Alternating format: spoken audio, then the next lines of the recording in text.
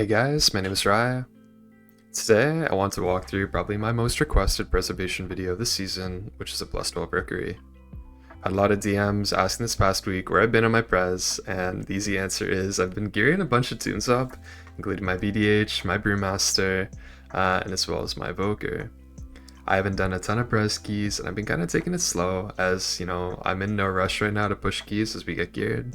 I'm not a mythic raider, and I don't really have an easy way to gear, so I'm just kind of enjoying my time learning the new dungeons, figuring out my healing ramps, and figuring out what I'm going to be doing next.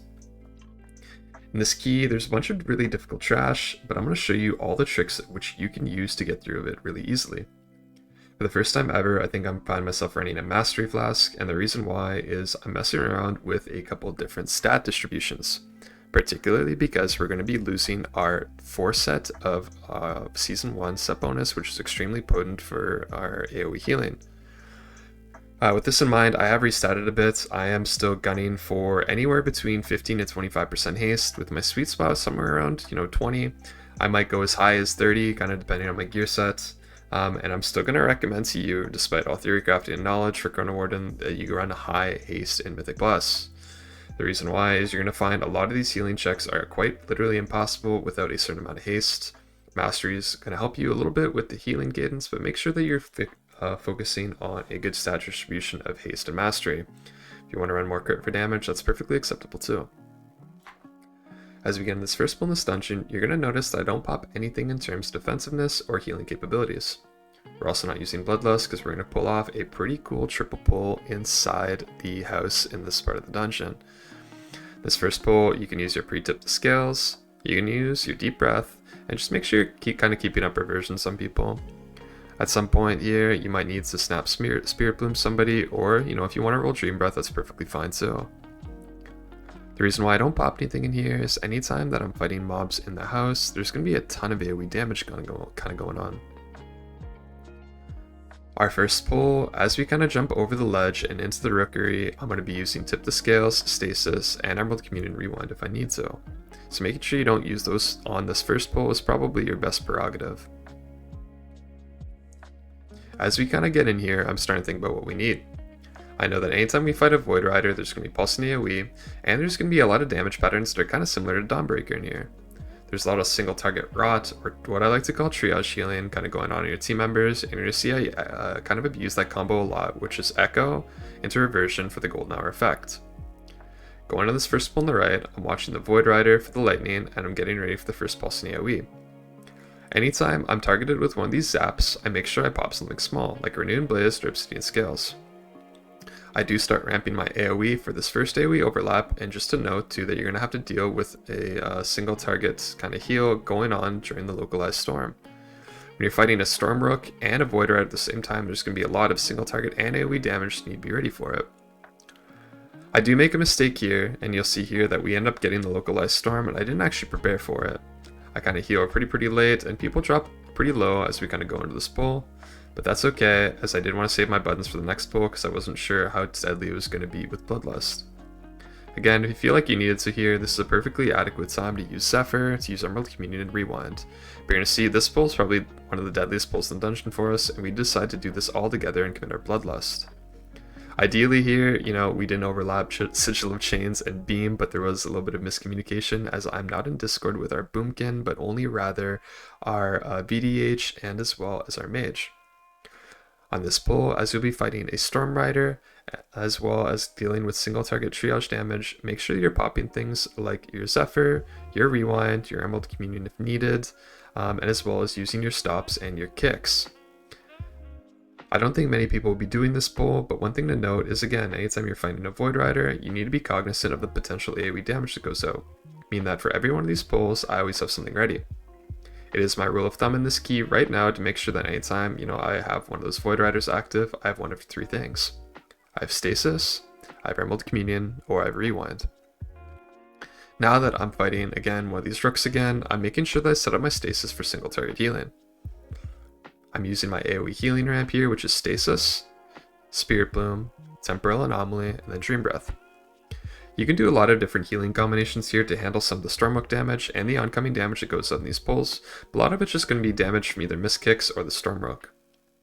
Remember, try to do your best here to help use stops like your toe whip and your wing buffet, and your interrupt if needed. If you are running Tear of the Skies, which is your deep breath stun, this is also a great time to be able to use it. A lot of these packs up here in Rookery have small casts and can be managed quite easily by your team. But if you're not coordinated or you're not playing with players that are kind of used to doing this, splitting this up and making sure that you're always, pre-ramping your stasis to deal with some of the oncoming damage, using your tip the scales, using your rescue, and using your own defensives like Renewing Blaze and Obsidian Scales can help you a ton. On this pull, again, all we're dealing is with the Stormrook, which is some single target damage, and I'm watching my team's defensives. Anytime my mage uses something, like there, he used Alter, I make sure that I don't spend too much on him, and I'm just keeping things out, like my Echoed reversions for my Golden Hour effect, my Dream Breath, and any of the buttons I need. This pull is completely acceptable to do on boss too, and I think Prez is a really easy time. This boss is kind of interesting, and one thing to note from a strategy perspective is that anytime you're staying on the inner circle, you want to make sure that you start the phase on these solid grates. Not the ones that you can kind of see on the ground, but anytime north, east, south, or west that the boss transitions, you're going to have a safe spot from the beams. So as you can see, we get to the solid inner circle, and we're looking to see where we go.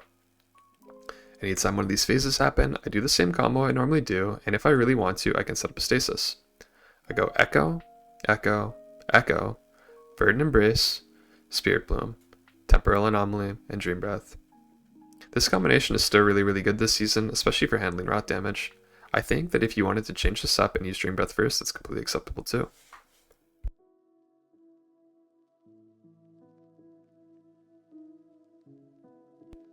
In this part of the boss encounter, the only thing you have to really worry about is the Crashing Thunder. On this key level, and this early in the season, despite, even on my gear, I think I'm 642 or 643 in this dungeon, we're not really doing too much using defensives or anything on this Crashing Thunder. It's very easily healable with either a Spirit Bloom or a small healing ramp. I don't think that there's any HPS requirement in this dungeon, this part of the dungeon, so you can kind of use whatever you can to kind of get through here.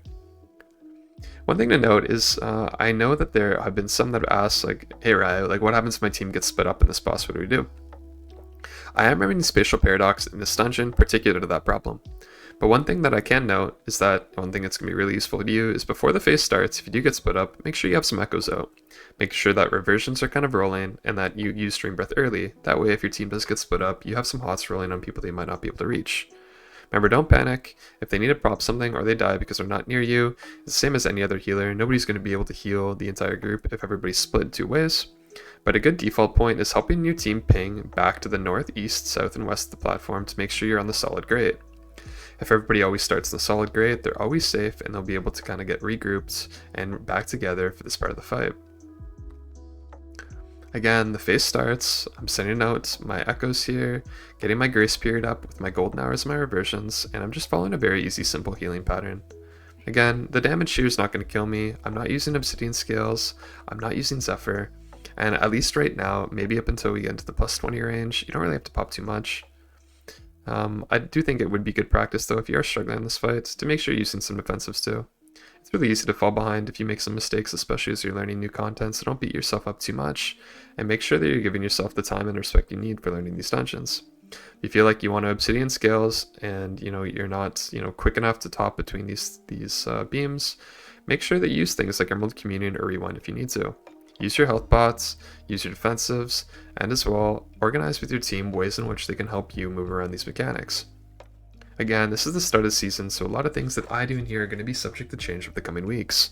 Routes are going to change, healing patterns might change, and the way I talk about or think about some of these dungeons is definitely going to change. However, this is really just a first look at how you can counter some of these healing checks. As we get into these diffuser packs, which is 4 times this key, you always want to make sure that you have one of your big healing CDs, and this first one particularly, you want Tip to Scales, Stasis, and as well your defensive capabilities. I always pre-ramp going into diffusers because there's a ton of incoming damage, and the very deadly part of this is the Arcane Void overlap with the suck-in. Again, Echo, Echo, Echo, and for any time you get sucked in here, make sure you're either popping Renewing Blaze or Obsidian Scales. As you can see, as soon as that cast starts, I'm immediately releasing my stasis and making sure that my team is adequately topped in case they get the Arcane Bolt. One trick is, if anybody ever gets the Arcane Bolt during the overlap in the second, make sure you use something on them like Time Dilation. For any one of these packs, if you need to, I would always start with keeping Grace Period in everybody, Echo, Echo, Echo, Burden Embrace, Spirit Bloom, Emerald Communion, or Rewind, depending on your need for the healing check. There's a lot of tertiary damage that comes in these pulls from these jumping crushers, as well as sometimes in the first pull there is some caster mobs, so you have to be very, very careful about making sure that nobody gets global very quickly. It isn't always on you. Your team needs to make sure that they're popping defensives when they get the Arcane Void overlap, but when the Attracting Shadows comes out, you're going to see really quickly here, I always make sure that I have that Echo, Echo, Echo combo out, and I'm using any damage that I need to, or sorry, any healing I need to make sure my team's topped. I am trying to save one charge of Obsidian Scales, my Emerald Communion, and my Rewind for the next double diffuser pack, which is the scariest one. However, if you do find yourself struggling on these, make sure that you use absolutely everything and use it early. Ramp early, ramp often, and if you use your stasis on that very first pull right there, you're going to have it up for the double diffuser up here. As you can see, my stasis is already back, and I have Tip the Scales coming up in 10 seconds. My team does elect to split this up because this is a pretty scary double to do double diffuser in here, and we don't have Bloodlust. I think if you are going to be doing this pull, you can just commit Bloodlust to it, and I think it's more than fine. Press is a really easy time handling these diffusers, but you're going to see that the only hiccup in the entire dungeon happens on this next pull. We don't entirely know how we died, it kind of seemed like a fluke, but you'll see here in a second that we do have a couple deaths, and I think it could have been preventable, so I want to talk about that as well. Going to this pull, remember that you want to have golden hours, or sorry, grace periods rolling at everybody with your reversion. Echo, Echo, Echo.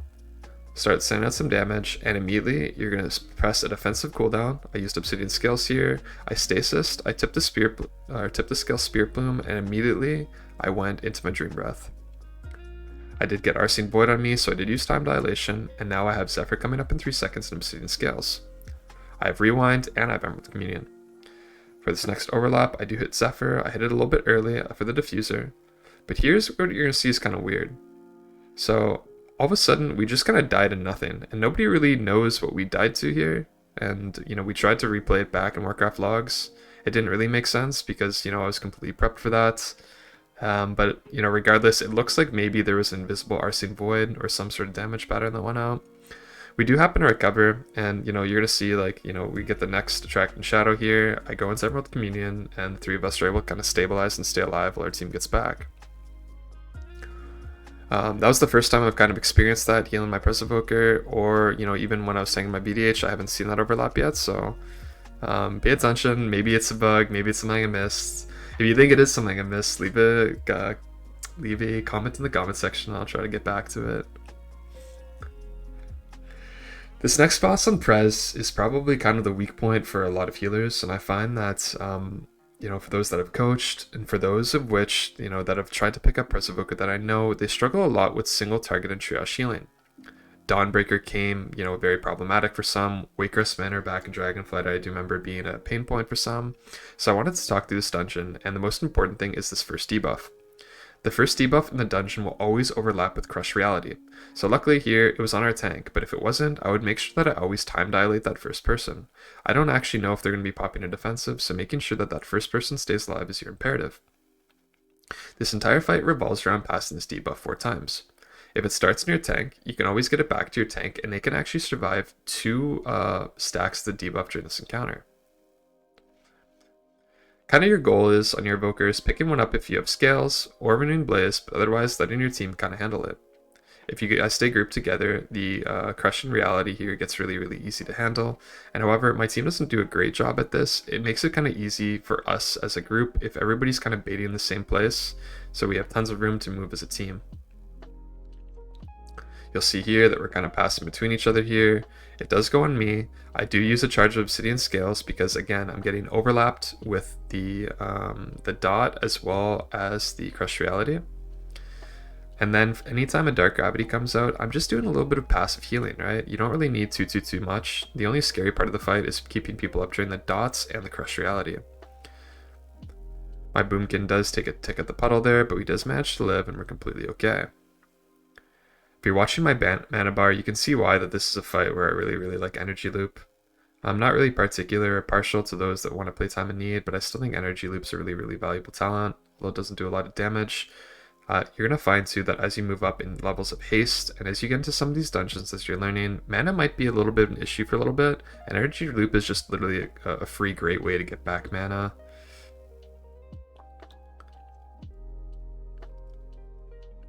I don't think my talent choices have really changed too much this season. I don't really have any preference towards going back and switching to Time of Need. I still think it's kind of useless for high keys if you get really, really good at Prez. But again, you can see here, I take the Crush Reality, I have a charged Obsidian Scales from Rune Blaze, and I'm just kind of topping my team off. If you do find yourself struggling in this fight, make sure you're using things like your Rewind and your Emerald Communion. You might not have it up because you used them on the trash pack before, but again, if you need to get somebody caught up here, make sure that you use the adequate buttons to be able to top everybody off. As you can see, I did get the overlap there of the Crush Reality and the debuff, so I did time dilate myself, which is completely fine. And make sure that you're paying attention to these timers, because I think that's the only point in this dungeon where you can really lose people on this boss, is that overlap. So again, stop thinking about needing to heal the Dark Gravity too much, stop thinking about needing to heal the individual debuffs, but just make sure that you always have either a big healing ramp or defensive for that person that deals with the Crush. The next thing I want to talk about are these Void Ascendants. You fight 4 of them in this key, and there's a really, really easy way to handle them on Prez, and you're going to see right here that with Echo, Echo, Echo, Burn Embrace, Lifebind, I can almost immediately clear instantly the Fester every single time. Anytime you're fighting one of these, it's a good idea to have a little bit of a healing ramp, and when you're fighting them with other mobs, such as these Crushers, or downstairs, the Voidstone Giants, you're going to make sure that you always have one of the 3 things. Stasis, Emerald Communion, or Rewind. I do ramp a little bit early here, but I'm going to be using a big Dream Breath for this next Umbral Weave Fester, and we end up killing it before it goes off. One strategy thing to note is down here, the big Void Stones are going to be your biggest problem on your Preservation Evoker or your healers in general. They do a ton of damage when they enrage at 50%, but one way to avoid this is that you want to kill off these civilians before you actually enter into combat with the Void Stones. The reason why is the Void Stones actually get their energy from these corpses of the civilians around them. So killing these off before you go into the Void Stones is kind of going to be your imperative. Make sure that you remind your tank that they can die, or they can cheat, or they can, end up expending extra resources if they don't kill these off first. So it's good to kind of split these out. Remember now, I'm starting to think about my next healing check, which is the Consuming Voidstone. At 50%, he's going to enrage and do a ton of damage to my team, ticking it over about 15 seconds. Anytime I'm fighting a Voidstone, ideally I have Stasis, and I use that same combo, which is Echo, Echo, Echo, Burn Embrace, Spirit Bloom, then Temporal Anomaly and Dream Breath. But you can see here, that's not always the case. As we get in this Voidstone, it's going to enrage. I'm saving my Obsidian Scales for the next pack. I hit Renewing Blaze. I tip the Scale Spirit Bloom, rescue my Druid, and I set up my Dream Breath. Now that I have 2 more ticks and 9 seconds left, I'm getting ready for my next part of my healing ramp, so I'm going to be releasing my Stasis here. As I release my Stasis, everybody's topped, and all I have to do is hit that last Spirit Bloom to be able to get through the last tick. There are a lot of different creative ways you can do this. If you really want to use some Leaping Flames interactions, maybe from your Fire Breath, that's a great way to handle the damage too. But if you don't have Stasis, you have to be a little bit more creative with your Rewind, your Emerald Communion, or your Lifebind in general. As we kind of get into this next pack, remember we're going to be fighting an Attendant again. As we kind of get into this Attendant, I'm going to be doing the same thing as I did last time, which is as I'm preparing for the wave, I have Echo, Echo, Echo, Burn Embrace, Big Spirit Bloom, or Emerald Communion, or some sort of combination. I did commit Emerald Communion here, knowing that I kind of wanted it on the last pull of the dungeon, and it'd be good to get on CD here. I did fall a little bit behind the ramp because there was some unexpected damage, so that's completely okay as well. But again, anytime we're doing these festers, I kind of bring my item level pain up there. I'm 641 this video, I guess a little lower than I thought. I'm setting up my Lifebind, and I have my big Spirit Bloom coming, and we're instantly topped. If you really want to use the Global 2, this is a dispellable debuff. As you can see, it is glowing on my frames. I find it easier to just send off the healing ramp personally, but if you do find yourself having a hard time with this debuff and needing to dispel it, you could technically stasis dispel it, but I think you're going to have a lot better of a time and more throughput if you set up your stasis with things like your Spirit Bloom and use that Lifebind combo. Again, we're fighting an Ascendant here, so what do I need to think about? Echo, Echo, Echo, Burn Embrace, Spirit Bloom. As you can see, it goes out. My team is stopped instantly. I do miss a, actually a couple of us miss a kick there, and I do take that bolt to the face, but at this point in the dungeon, we only have 2 hard trash packs left. One of them is just going to be a Void Stone on its own, and then the second one's going to be a Tendon and a Void Stone. That is the hardest pull in the entire dungeon, in my opinion, as a healer, and you're going to need a lot of buttons. So you're going to see here that on this particular encounter, I don't really use Obsidian Scales, and I save my Zephyr in case I need it. I now have my Rewind available, and my Emerald Communion's coming up in a minute 23. Currently, I do have my Stasis prepped, as I kind of talked about that first Void Stone. I want to have my Stasis ready for this Enrage past 50%. I'm sitting on my ramp, Echo, Echo, Echo, Verdant Embrace, wait for the next damage tick, release my Stasis, and now I'm setting up with a big Spirit Bloom for the next cast. Echo, Echo, Echo, Dream Breath, Echo, Fire Breath, and I do let the team drop a little bit low here, a little bit lower than I'd originally anticipated. Again, if I really need to there, I could hit Rewind, but I knew it was going to be the last tick, and I wanted absolutely every button I could for this very last pull of the dungeon. This last pull of the dungeon's really difficult, and if you're not well planned for it, your team can die. On these pulls, specifically too, if you have people die, they're going to go on for a lot longer and be a lot more difficult to heal. I do set up my Temporal Anomaly, kind of try to get my Grace Periods out when I can. And now I'm just waiting to start my first ramp for this first Fester. Umber Wave comes out, I immediately hit my Spirit Bloom with this Fester. I'm a little bit late on my Life Bind, which is completely okay, so I still managed to top everybody. And now I'm starting to think about what's going to happen here as the Consuming Void Stone pushes. I do hit Obsidian Scales for this first tick. I Echo, Echo, Echo. I Verdant Embrace. I Stasis. I Spirit Bloom. I Temporal Anomaly. I Dream Breath. And now the Fester goes out, and I release that Stasis immediately because now we're dealing with the overlap of the Consuming Void Soul and the Fester. This Unleashed Darkness is going on here, and I Verdant Embraced my Mage and almost die in the process. At this point, I have used all my Obsidian Scales on this pull, but it's more than worth it because this pull is exceptionally hard. If I really needed to here, remember, I still could have used my Rewind, and I'm still waiting for this last Ascendant because we might have one more Umbral Weave. As we manage to skip it, and we're just dealing with the orbs now, I know that my time as a healer in this dungeon is over. However, I want to talk about this last boss, as some of you have struggled with it. I'm going to show you the easiest way to do this in Prez, even though it's not a perfect art, as my team isn't in comms. If you have everybody play on this back platform, it's going to be very, very easy for you to kind of manage. Anytime that Dispel's going out, make sure you Dispel the person furthest away from melee, and if you need to, use Spatial Paradox to get back in range. I do go here for the Dispel on my Shaman, and then I go and TD my Mage. As I kind of TD my Mage here, and I commit Rewind on this first debuff, I try to get in a position where we can kind of break our crystals if we need to. But I would think on the very first one in the fight, kind of like the second boss, the very first person to get the debuff that's not dispelled, I always just commit a defensive on them. If you want to use TD or use something, just so they don't get overlapped with the ticking dot. There's very, very, very little damage in this fight. There's very, very little healing, and for 85% of this fight, all I'm doing is hitting Chrono Flame and disintegrating the boss. If you are struggling this fight on Prez, ping back towards using this middle platform for your team. I'm not talking just about Prez Evoker, I'm talking about for any healer. I think people that play this fight completely spread out are just doing it objectively wrong. Making your healer lose uptime on the boss from doing their damage globals, making your tank have to move, and making your DPS have to move a lot is terrible. Keeping everybody close to the boss, regardless if you're playing Disc Priest, Resto Shaman, Prez Evoker, or anything other, is going to be your best way to actually be able to encounter this boss and do a good job at, managing uptimes. So we did have one problem there, because again, our Shaman's not in Discord, and I kept pinging where we needed to be, but he just decided to not want to be there. But if everybody just plays close here and then gets the crystals at the end, you have absolutely no problem with this boss. I do Dispel myself first, and if I need to, I hit Spatial Paradox. Kind of get a little bit of healing on my Boomkin, and again, he's in absolutely no kind of hurry to kind of get his debuff off of him. I rescue him out there just so the puddle's not a melee, and that's it. Again, really easy. Echo, reversion if I need to. Living Flame the boss, and as soon as my Dispel's off cooldown, to get Dispel them.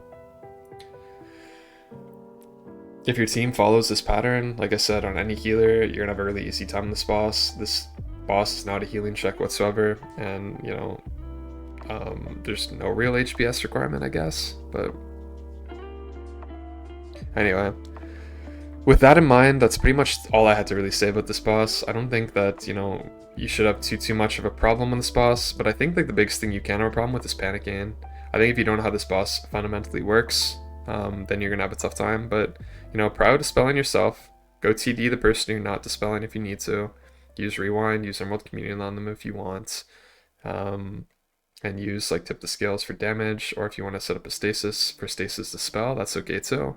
We're gonna see these corruptions just come out, and they don't really bug anybody, right? Like, I'm just dispelling myself here, using my communion to kind of get out of the group, but I'm not really worried about the damage from the dispel.